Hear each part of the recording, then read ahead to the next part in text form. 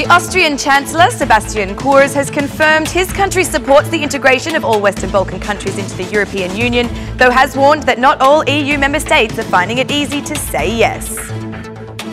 The Minister of Health presented a project to create the first ever network of foster families in Albania as part of a greater plan for transforming the institutional system for children without parental support. The residents of Shëngjin complain that contaminated drinking water is becoming a major problem during these hot days, with only more concern to come as thousands of visitors flock to the coastal area. Good evening, it's 6 o'clock on Wednesday the 30th of May 2018. Welcome to the English edition of Aura News. My name is Alexandra and I'm here to bring you the day's top stories from across the country translated into English. Austrian Chancellor Sebastian Kurz, during a conference with Prime Minister Edi Rama, expressed his country's support for the continuation of the integration process of Western Balkan countries towards the European Union. Despite Austria's support, Kurz said that there are still some countries that have not yet decided, and for that, the opening of Albania's negotiations has not yet been secured. We support all Western Balkan countries in their EU integration, and we want them to deliver the right reforms. There are some states in the EU that, because of the domestic situation, have a different attitude towards Albania, but we are here to support. The Western Balkans needs the prospect of integration. This also guarantees greater stability across all of Europe. Albania has made a lot of progress and the country is on the right path for the accession negotiations, said Sebastian Kurz. Austria's main concern is illegal migration, and the meeting between Kurz and Rama saw a significant amount of time devoted to addressing this issue. Kurz praised Albania's readiness to fight this phenomenon and offered its support through tools and logistics. We are experiencing a new emigration path in the Balkans. Contrabandists are trying to take people from Greece through Albania. We have to fight this phenomenon, and I am happy to say that the commitment is shared by Albania. This problem should be treated now without becoming as disturbing as we saw back in 2015, said Sebastian Kurz. In order to understand the full scale of international concern, Prime Minister Edi Rama referred to the concrete figures. When comparing the same period of this year to that of 2017, it is determined that the number of irregular migrants has risen by 2,000. We have a growing trend that is concerning, but it is not currently being controlled by us. We need greater cooperation, said Edi Rama. Rama said Albania deserves the opening of negotiations before thanking his counterpart, Kurz, for Austria's support in our country's integration process.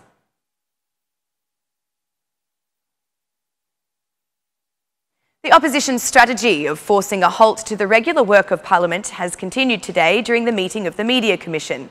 The chair of the Commission, Albana Vokshi, requested signatures from MPs for a draft statement condemning the violence against the editor-in-chief of Rilindia Demokratika newspaper, as well as Bledi Kasmi's summons to court delivered on Monday.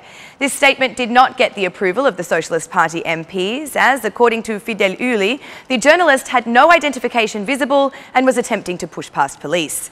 The editor-in-chief of the Rilindia Demokratika newspaper, Bledi Kasmi, was deliberately hit in the head by special forces. We, as members of this commission, have drafted a statement. I invite all of you to sign it, as all of us should strive for freedom of the media in Albania, said Albana Vokshi. This is a media statement and, as such, should be delivered at the Democratic Party headquarters. You want to do it in the Commission, as we are obligated to hear you. We will respect and you can talk. I wish Bledi Kasmi a quick recovery, while adding that, given his duty as a journalist, he knows better than us all where he should stay, said the SP MP Fidel Uli. I do not expect anything more from a party that is turned into a walking metaphor. There is no minister or MP who comes to say directly, violence is punishable and we must condemn it, retorted DP MP Clevis Baliu. After these public accusations to the government, they abandoned the commission, leaving the chair of the Audiovisual Media Authority reporting only to the MPs of the Socialist Party.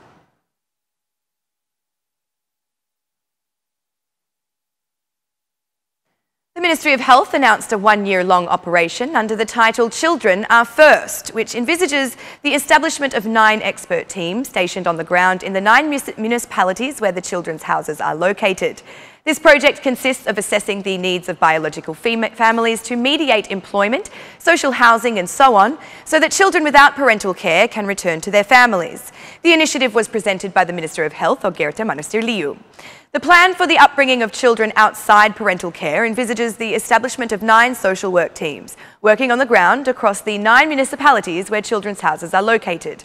Today, 230 children are being treated.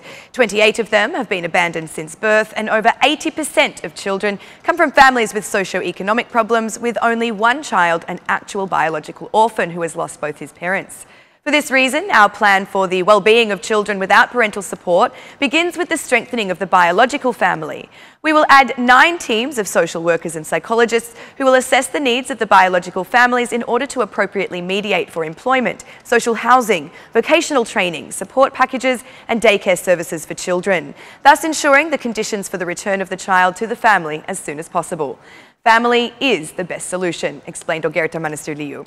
The second step is the expansion of alternative care, with foster families dedicated to caring for children until a final settlement can be reached.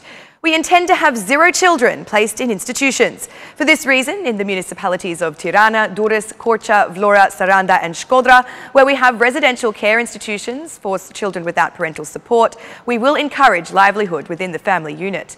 For the first time, we will create a network of foster families who are ready to care for the best interests of the child while providing appropriate living conditions, said Ogerta Manasturliu.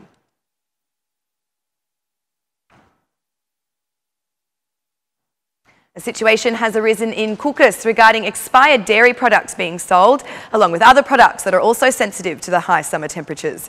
The agro-food market, for which some millions of lek have been spent by the government and the Kukus municipality, has been out of function for years.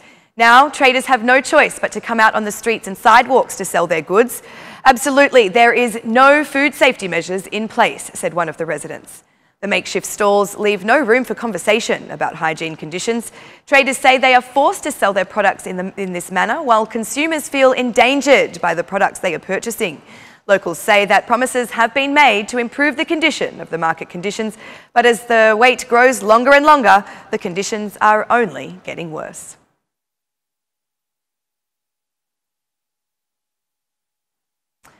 The tourist season has started in Shëngjin, which awaits tens of thousands of vacationers, but the supply of drinking water remains a problem for a part of the coastal area. In the port neighbourhood, drinking water is polluted as a result of network debilitation. Drinking water comes only with pumps. We are obliged to pay for both the energy for the pump and the water itself, so we end up paying double, said one of the residents. The Mayor of Leja, Fran Frokai, admits the problem raised by the citizens is valid, while arguing that a part of Shëngjin is still supplied with the old water supply system. Shëngjin does not get water from the Leja water supply in some parts. In fact, we have found a debilitated water supply system, said Fran Frokai.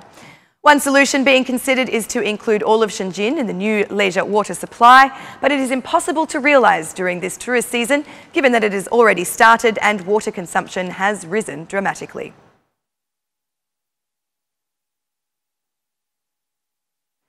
Tourists are no longer being warned to think twice before visiting the ancient ruins of Apollonia, not far from Fier. The road leading to the ruins had become degraded, and often visitors were finding themselves stranded in the middle of it. After almost 2 decades of waiting, the axis finally underwent reconstruction. The residents of this area say they are the ones who are the most delighted by the intervention. Firstly, for their daily quality of lives, and secondly, for the foreign tourists who can visit more easily and also bring more income to the area. Residents expressed their satisfaction with the renovation of the road, which was truly in terrible condition, with residents confirming you could barely walk the road, let alone drive. Improvements to the infrastructure are further reflected by the increase of tourists. The director of the Archaeological Park of Apollonia, Ornella Dormișai, announced there had been about 15,000 visitors in just 2 months, and the trend is expected to rise. The reconstruction is not only positive because it influences the ease of movement of tourists, day visitors and other citizens, but it also gives the opportunity for the development of this area, said Ornella Dormișai. The segment is the only connection between the Fier-Seman National Road and the Archaeological Park of Apollonia, one of the most visited sites during the summer season.